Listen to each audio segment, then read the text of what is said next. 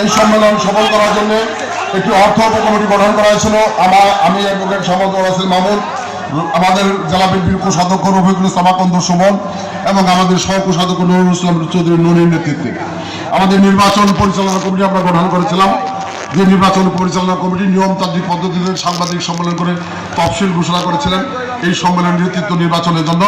সেই কমিটির আহ্বায়ক হিসেবে যাকে দায়িত্ব দেওয়া হয়েছিল নির্বাচন কমিশন, প্রধান নির্বাচন কমিশনার হিসেবে আমাদের বয়োজ্যেষ্ঠ আইনজীবী জনাব অ্যাডভোকেট তৌফিকুল ইসলাম বাদশা এবং কমিশনার হিসেবে যাদেরকে দায়িত্ব দেওয়া হয়েছিল আমাদের জেলা বার সমিতির নির্বাচিত সাধারণ সম্পাদক অ্যাডভোকেট রিশাদ রেজওয়ান বাবু, আমাদের সাবেক সাধারণ সম্পাদক অ্যাডভোকেট দিদারুল ইসলাম, আহ্বায়ক কমিটির সম্মানিত সদস্য অ্যাডভোকেট মোবারক হোসেন, অ্যাডভোকেট নজরুল ইসলাম মোহন, অ্যাডভোকেট দিলরুবা বেগম এবং অ্যাডভোকেট শফিকুল ইসলাম রাজু।